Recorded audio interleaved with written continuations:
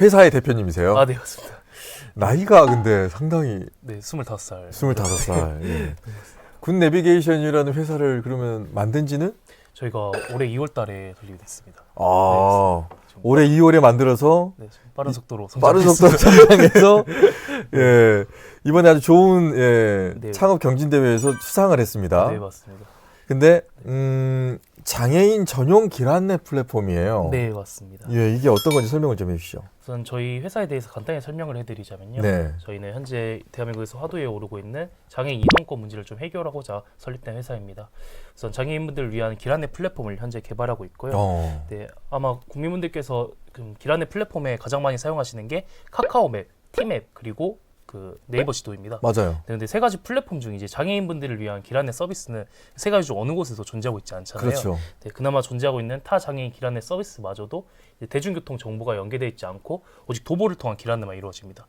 이 때문에 목적지까지 아무리 거리가 멀어도 오직 도보로만 이루어지는 좀 안타까운 상황이 많이 발생되고 있거든요. 네. 이 때문에 3km 이상까지 있는 목적지까지는 그 길 안내 검색조차가 되고 있지 않습니다. 이외에도 여러 가지 많은 문제점들이 있어가지고 저희가 장애 특수학교 및 장애 인권단체들을 돌아다니며 그분들이 정말 희망을 하시고 원하는 장애인 이동권 보장 길 안내 플랫폼을 현재 개발 중인 상황입니다. 어플을 다운로드 받아서 그 다음에 어떻게 활용을 하는 겁니까? 저희가 우선 한 가지 예를 드리자면요, 이제 휠체어를 타고 이동하신 지체장애인분과 이제 안내 지팡이로 앞을 확인하며 걷는 시각장애인분, 그렇죠. 다 이동 속도가 모두 다르시지 않습니까? 네.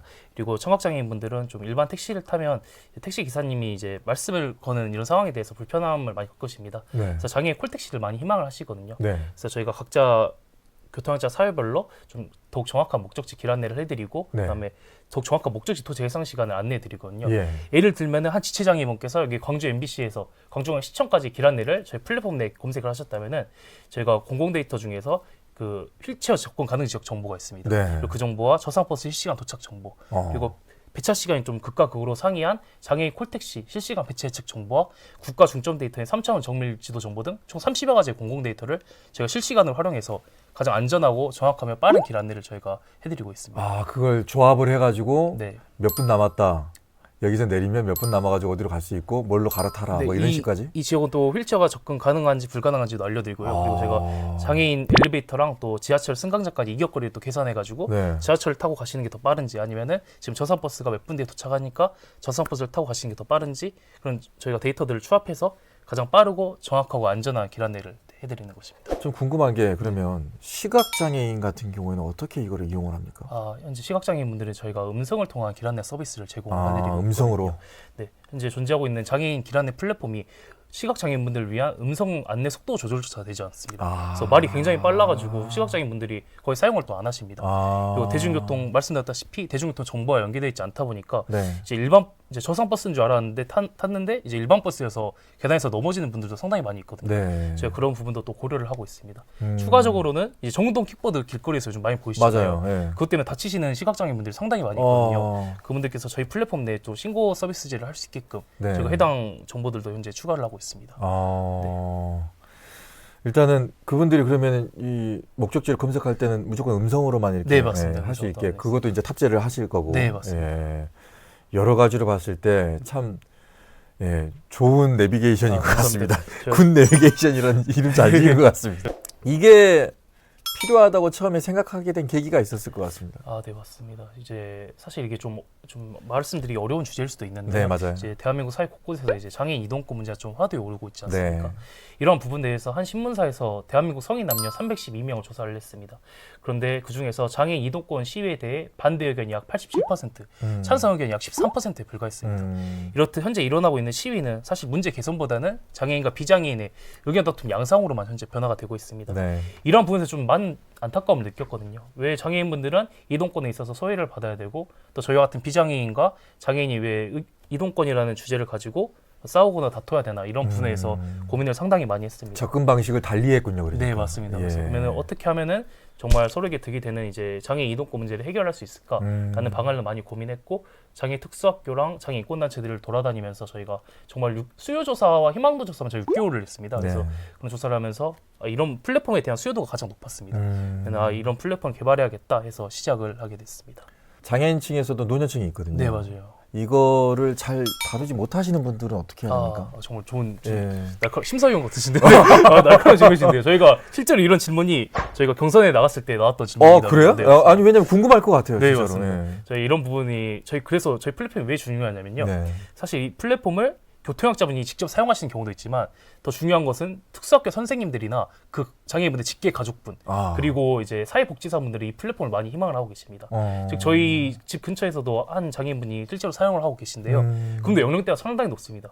그분은 이제 어떻게 사용하시냐면은 노약자분이 사용하시는 것보다 이 직계 아들이나 손녀까지 총 3명이 저희 플랫폼을 사용하고 계십니다. 그래서 돌아가시면서 이동을 하실 때 각자 플랫폼을 사용하면서 이제 저희 거를 사용하고 계시는 거죠. 공유를 할 수도 있겠네요, 그러면. 네, 맞습니다. 예. 그래서 저희 플랫폼이 이제 단순히 장애인분들의 인구만 계산을 해서는 좀 수요층이 적다고 판단하실 수도 있겠지만 잠재적 수요 고객층이라 하죠. 네. 그 부분에 대해서는 저희가 좀 많은 높은 평가를 받고 있습니다. 하지만 회사의 대표시잖아요. 네, 맞습니다.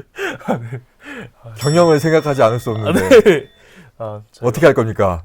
저희 이제 비즈니스 모델이라 아주 이제 돈을 버는 부분에 있어서도 많은 질문을 받았습니다. 사실 네. 거의 질타에 가까운 질문을 받았어요. 무대에 올라와서는 근데 정말 필요한 플랫폼이긴 한데 결국 이게 창업인데 어떻게 수익금을 얻을 거냐 이런 말씀을 가장 많이 하셨습니다. 야, 그래서 저랑 비슷한 생각 많이 네. 가지고 그래서 저희가 사실 실제로 설문조사를 장애인분들께 했거든요. 그래서 혹시 플랫폼을 얼마 주고 이용하실 생각이 있느냐 여쭤봤을 때 이 플랫폼이 무조건 필요하다 보니 이제 가격이 5,000원 정도면 월 이용료 5,000원을 내고 충분히 이용하겠다라는 답변이 거의 한 86% 정도로 가장 많았습니다. 근데 저희가 그렇게 하지 않기로 했거든요. 왜냐면은 사실 저희가 플랫폼을 출발한 방향성도 그 수익금 때문에 한 것은 또 아니었고 이 저희가 만들고 있는 개발 플랫폼을 이제 유료화를 시켜서 판매를 하는 것은 저희가 지향하는 좀 방향성이 아니었습니다. 그래서 현재는 광주광역시로부터 지원을 받는 P2G 사업이라거든요. 그래서 광주광역시로부터 지원을 받으면서 이제 사업 준비를 지자체가 계속해서 좀 공급을 좀 해주고 네, 맞습니다. 운영을 네, 맞습니다. 그래서 저희가 10월 20일 날 서울 코엑스에서 발표했을 때 시청 공무원분들도 오셔가지고 또 많은 응원을 또 해주셨습니다. 그래서 유료화로 안 될 거니까 걱정하지 마시고요. 그래서 제가 무료로 꾸준히 취재하겠습니다. 네. 와, 야. 제가 그렇게 되면 뭐 때가 묻은 것 같잖아요. 그렇지만 네. 현실적인 얘기를 질문을 던지시면서 네. 보고 계신 분들도 궁금하셨잖아요. 솔직히 궁금하셨잖아요. 맞습니다. 네, 진짜. 왜냐하면 현실적으로 이 플랫폼을 운영하기 위해서는 자본이 필요하거든요. 네, 맞습니다. 그리고 양질의 서비스가 가기 위해서는 또 이 돈이 들어가야 되고 네, 뭐 품이 들어가야 되는 것은 현실이니까 네, 그 부분을 해결해 주는 부분이 또 광주시가 도움을 주고 계신다고 하니까 네. 참 다행이라는 생각이 듭니다. 감사합니다.